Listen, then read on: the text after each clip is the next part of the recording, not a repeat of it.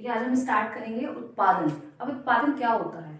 उत्पादन होता है किसी वस्तु या सेवा की उपयोगिता का सृजन करना ही उत्पादन कहलाता है। क्या होता है? हम चैप्टर स्टार्ट करेंगे उत्पादन फलन। उससे पहले हम जानेंगे क्या उत्पादन क्या होता है। ठीक है, उत्पादन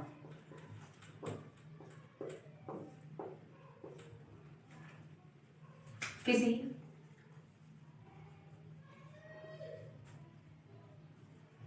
वस्तु या सेवा की उपयोगिता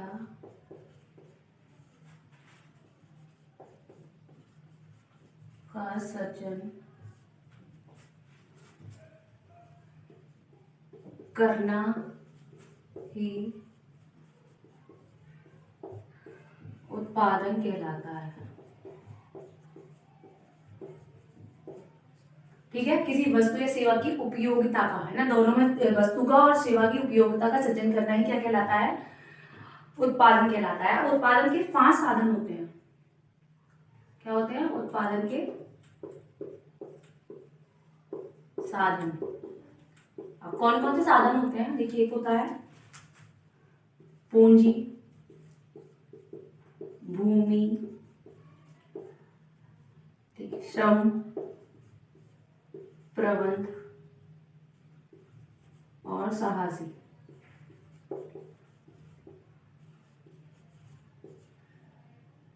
ठीक है, ये क्या होते हैं? ये उत्पादन के क्या होते हैं? साधन होते हैं। उत्पादन के अंदर पूंजी क्या होती है? पूंजी से हमें क्या मिलती है? पूंजी से मिलती है हमें ब्याज।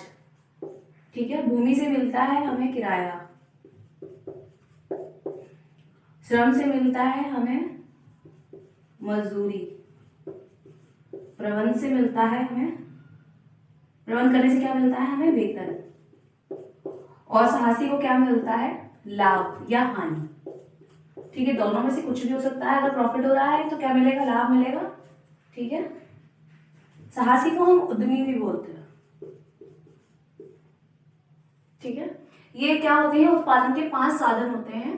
पूंजी, पूंजी से हमें ब्याज मिलेगी, भूमि से हमें किराया मिलेगा, और श्रम से हमें मजदूरी मिलेगी, प्रबंध से हमें वेतन मिलेगा, हम प्रबंध करेंगे तो हमें वेतन मिलेगा, और उसमें साहसी में क्या मिलेगा? लाभ या हानि।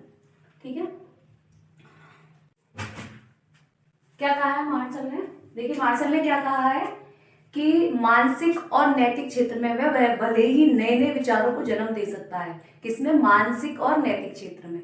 लेकिन जब भौतिक पदार्थों की बात आती है, ठीक है, जब भौतिक पदार्थों की बात आती है तो वह केवल उपयोगिता का सृजन करता है। ठीक है, क्या कहा है उन्होंने? उन्होंने कहा है मानसिक व नैतिक क्षेत्र में वह भले ही नए नए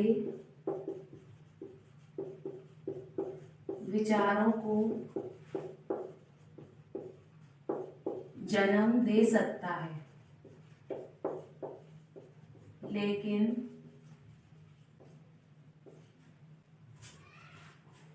भौतिक पदार्थों की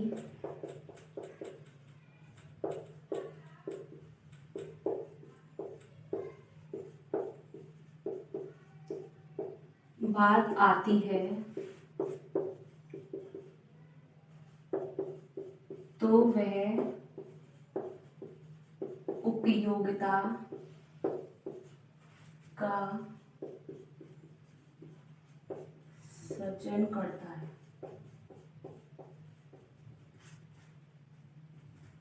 देखिए, क्या हुआ? मानसिक और नैतिक क्षेत्र में वह भले ही क्या कर सकता है? नए नए विचारों, मतलब बहुत सारे विचारों को इन दोनों क्षेत्रों में, मानसिक में या नैतिक क्षेत्र में, भले ही बहुत नए नए विचारों को जन्म दे सकता है, लेकिन जब भौतिक पदार्थों की बात आती है तो केवल उपयोगिता का सृजन करता है।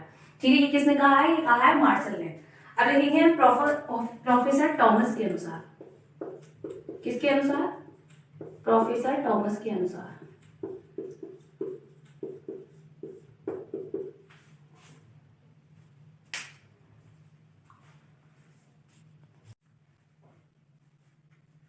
क्या लिखेंगे? प्रोफेसर थॉमस के अनुसार किसी वस्तु के बदले, क्या बोला है इन्होंने? किसी वस्तु के बदले उस पहले से अपेक्षा, किसी वस्तु के बदले पहले की अपेक्षा और अधिक वस्तुएं मिल सके, वही क्या कहलाता है? उपयोगिता का सज्जन। ठीक है, किसी वस्तु के बदले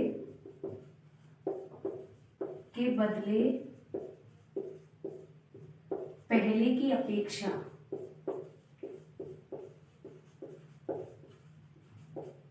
अधिक वस्तुएं मिल सके।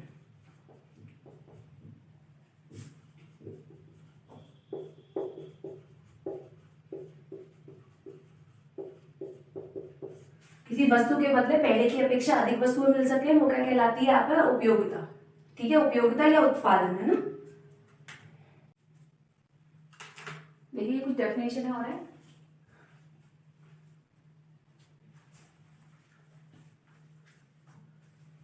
अब देखिए फेयर चाइल्ड के अनुसार, फेयर चाइल्ड क्या कहते हैं? फेयर चाइल्ड कहते हैं कि संपत्ति को अधिक उपयोगी बनाना ही उत्पादन है। संपत्ति को क्या करना? अधिक उपयोगी बनाना। ठीक है, अधिक उपयोगी बनाना ही क्या है? उत्पादन है। अब डॉक्टर बासु क्या कहते हैं? डॉक्टर बासु कहते हैं उत्पत्ति का अर्थ तुष्टिगुण का सृजन करना है और तुष्टिगुण में वृद्धि करना है। क्या है उत्पत्ति का अर्थ? सीधे उत्पत्ति का अर्थ क्या होता है? आवश्यकताओं को देखना है और उसमें वृद्धि करना है। ठीक है, तुष्टिगुण का मतलब होता है आवश्यकताएं। सिल्वरमैन के अनुसार क्या होता है? उत्पादन तुष्टिगुण का सृजन है। ठीक है, उत्पादन क्या है? तुष्टिगुण का सृजन है। निक्सल क्या कहते हैं? निक्सल कहते हैं आर्थिक तुष्टिगुण का सृजन ही उत्पादन है। आर्थिक तुष्टिगुण का सृजन ही उत्पादन है। एली क्या कहते हैं? एली कहते हैं आर्थिक तुष्टिगुण का निर्माण ही उत्पादन। देखिए इन दोनों में बस थोड़ा सा डिफरेंस है। निक्सन कहते हैं कि आर्थिक तुष्टिगुण का सृजन ही उत्पादन है। ठीक है, और एली क्या कहते हैं? आर्थिक तुष्टिगुण का निर्माण ही उत्पादन है। ठीक है, यहाँ पे सृजन है, यहाँ पर निर्माण। थॉमस क्या कहते हैं? थॉमस कहते हैं वस्तु व सेवा के मूल्य में वृद्धि करना। क्या? वस्तु व सेवा के मूल्य में वृद्धि करना अथवा अर्थ का सृजन करना ही उत्पादन है। उन दोनों में क्या करना? वस्तु और सेवा के मूल्य में वृद्धि करना मतलब पैसों को बढ़ाना उसको, और फिर उसके अर्थ का सृजन करना, उसके अर्थ के सृजन करना ही क्या है? आपका उत्पादन है। ये आपकी इंपॉर्टेंट डेफिनेशन थी जो पीजीटी में आएंगी। ठीक है,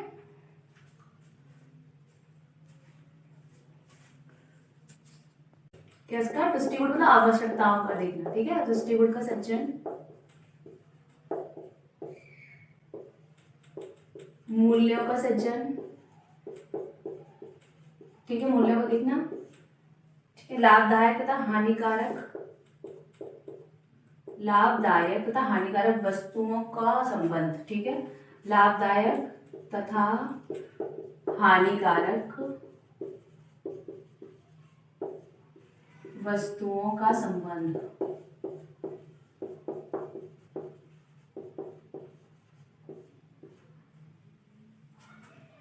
उत्पादक की कार्यकुशलता पर निर्भर, उत्पादक की कार्यकुशलता पर निर्भर, और नैतिकता से कोई संबंध नहीं। ठीक है, नैतिकता से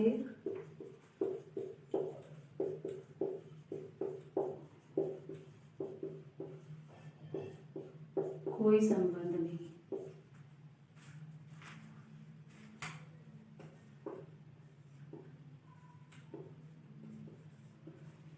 ठीक है, ये विशेषता है उत्पादन की। क्या क्या हो गई? तुष्टिगुण का सृजन करना। ठीक है, आवश्यकताओं को देखना, मूल्यों का देखना, लाभदायक हानिकारक दोनों ही वस्तुओं का देखना, संबंध क्या है। ठीक है, उत्पादक की कार्यकुशलता पर निर्भर, जैसे जिसकी उसकी कार्यकुशलता होगी, जैसे कार्य करने की क्षमता होगी उसकी, वो देखना, और नैतिकता से कोई संबंध नहीं, उसका नैतिकता से कोई संबंध नहीं है। अब क्या करेंगे हम? अब पढ़ेंगे उत्पादन की विधियां। क्या पढ़ेंगे? उत्पादन की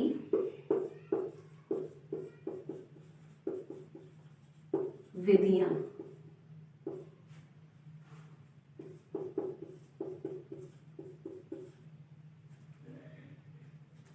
क्या है? क्या क्या है?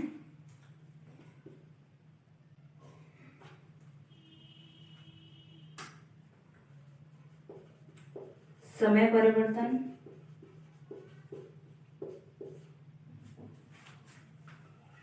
दो है रूप परिवर्तन,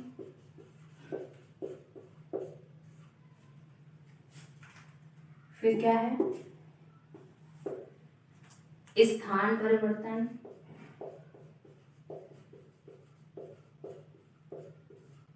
ठीक है। और क्या है, फिर क्या है, मूल परिवर्तन,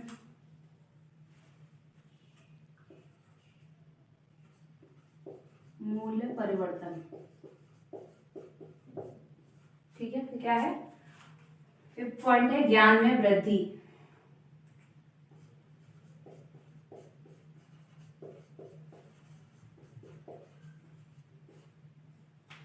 ठीक है, और सिक्स पॉइंट है सेवा।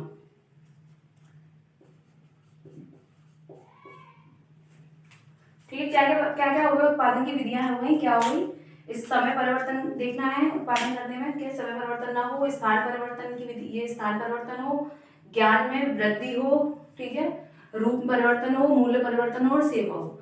ये 6 पॉइंट आपके क्या है, ये उत्पादन की विधियां। अब क्या पढ़ेंगे, हम पढ़ेंगे उत्पादन का महत्व। क्या पढ़ेंगे, उत्पादन का महत्व। क्या क्या है,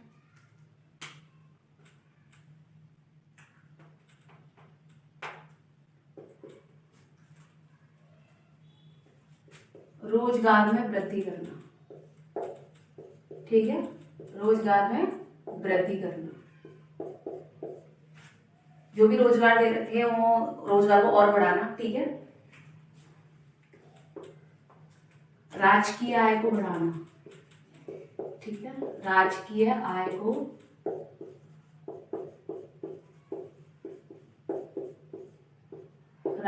को बढ़ाना, जीवन स्तर को सुधारना। ठीक है, तो जीवन स्तर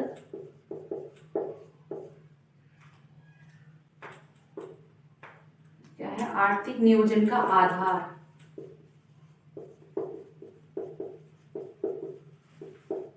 आर्थिक नियोजन का आधार क्या क्या है ये देखना। ठीक है, देश की आर्थिक उन्नति कैसे हो ये चेक करना। तो देश की आर्थिक उन्नति देखना। ठीक है, ये थे आपके क्या थे, उत्पादन का महत्व, रोजगार वृद्धि करना, रोजगार की व्यवस्था कराना। ठीक है, रोजगार को बढ़ाना और राजकीय आय को बढ़ाना, जो हमारा राजकीय है, जो हमारी सरकार की आय है उसको बढ़ाना, जीवन स्तर को सुधारना। ठीक है, आर्थिक नियोजन का आधार, आर्थिक नियोजन का क्या आधार है बताना, देश की आर्थिक उन्नति को सुधारना। ठीक है, देश की आर्थिक उन्नति का ध्यान। देखिए 6 पॉइंट क्या है इसका, 6 पॉइंट है आवश्यकताओं की पूर्ति करना। क्या करना, आवश्यकताओं की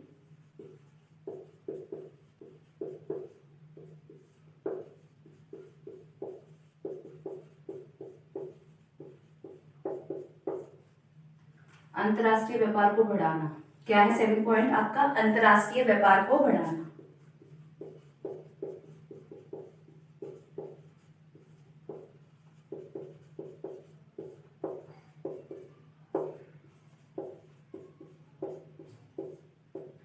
और आपका 8 पॉइंट है क्या, उपभोग सीमाओं में वृद्धि करना।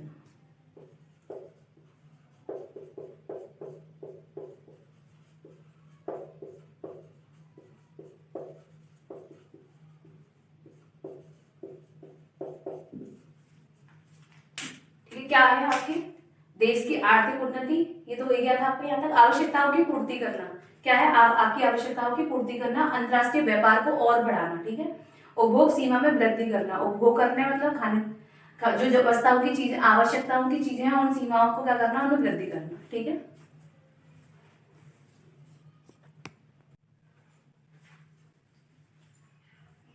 उत्पादन फलन क्या होता है, जिस वस्तु का उत्पादन किया गया हो। ठीक है, जिस वस्तु का क्या हो गया हो, उत्पादन हुआ हो, और उस वस्तु को निगत या प्रदा कहते हैं। निगत मतलब होता है निर्यात। ठीक है, निगत या प्रदा कहते हैं जिस वस्तु को प्राप्त किया गया हो, जो हमसे जो हमें प्राप्त हो रही है उसे क्या बोलते हैं, आदान या फिर आयात, आगत, और इसे आयात भी बोलते हैं। ठीक है, क्या बोल सकते हैं, जिस वस्तु का उत्पादन किया गया हो उसे क्या बोलते हैं, निर्गत या प्रदा मतलब या फिर निर्यात। ठीक है, भेजना मतलब। ठीक है, जिस वस्तु को प्राप्त किया गया हो उसे आदा, आगत या फिर आयात भी बोलते हैं, मतलब प्राप्त करना। ठीक है, और आदाओं और प्रदाओं के तकनीक संबंध को उत्पादन फलन या उत्पादन प्रक्रिया कहा जाता है। क्या कहा जाता है, आदान और प्रदान के तकनीक संबंध को क्या कहते हैं, उत्पादन फलन या उत्पादन प्रकार है। ठीक है, उत्पादन फलन और उत्पादन प्रकार एक ही होते हैं। ठीक है, अब लिप्से और स्टीगन के अनुसार, लिप्से और स्टीगन ने क्या कहा है, लिप्से और स्टीगन ने कहा है उत्पत्ति मात्रा के तकनीक संबंध को अर्थशास्त्र में उत्पादन फलन कहा जाता है। उत्पत्ति मात्रा के तकनीक संबंध को क्या कहा जाता है, अर्थशास्त्र में उत्पादन फलन।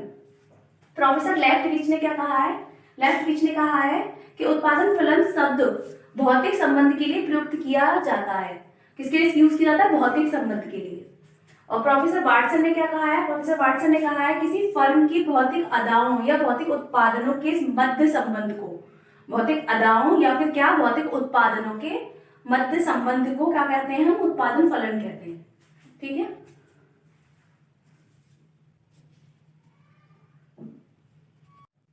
पढ़ेंगे हम, क्या पढ़ेंगे, अब हम पढ़ेंगे उत्पादन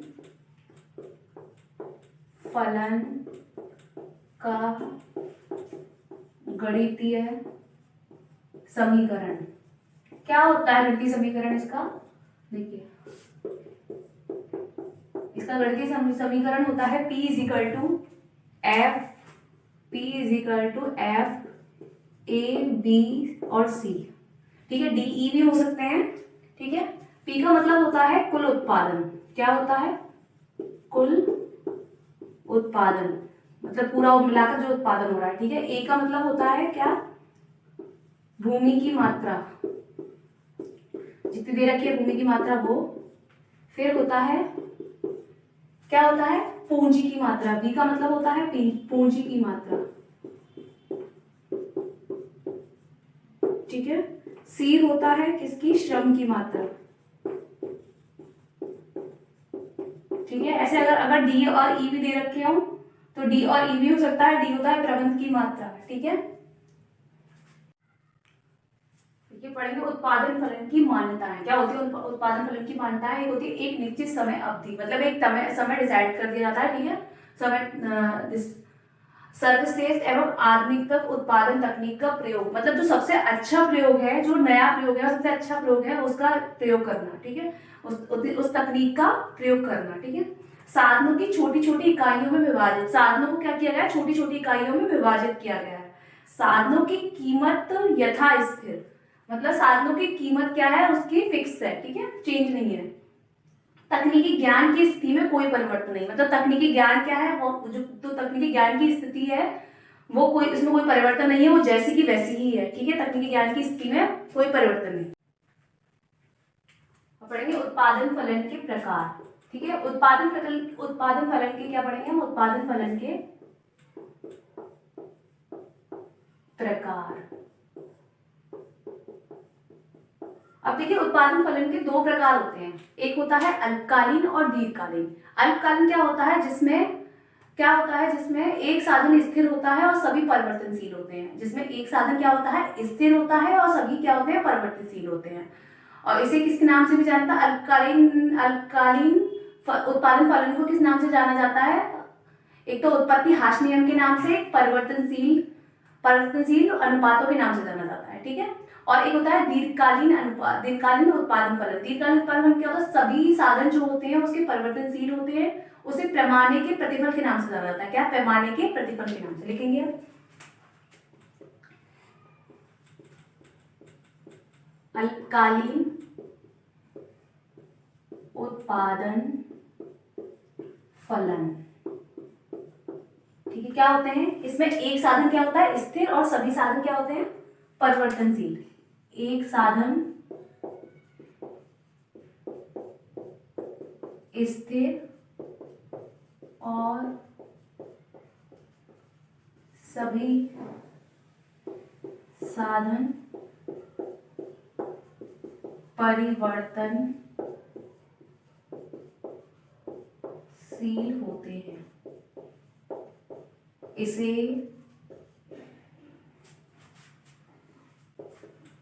उत्पत्ति हाश नियम, और दूसरा नियम कौन सा बताया हमने, और उत्पत्ति हाश नियम और परिवर्तनशील अनुपात। ठीक है, परिवर्तनशील अनुपात के नाम से भी जाना जाता है। ठीक है, अभी बता दिया। जिसमें क्या होता है, एक साधन स्थिर होता है और सभी साधन क्या होते हैं, परिवर्तनशील होते हैं। उसे क्या कहते हैं, उत्पत्ति ह्रास नियम भी कहते हैं और परिवर्तनशील अनुपातों के नियम भी कहते हैं। अभी हमने लास्ट चैप्टर में पढ़ा था, जब हमने बताया था उत्पत्ति ह्रास नियम, वो हमारा अल्पकालीन उत्पादन फलन था। ठीक है, अब क्या है, दूसरा क्या है, दीर्घकालीन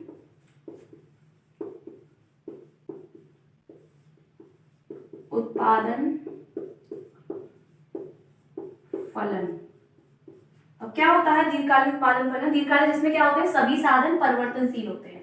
सभी साधन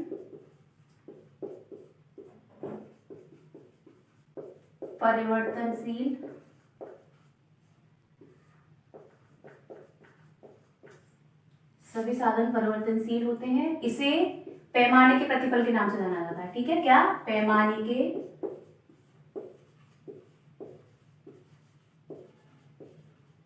प्रतिफल के नाम से जाना जाता है।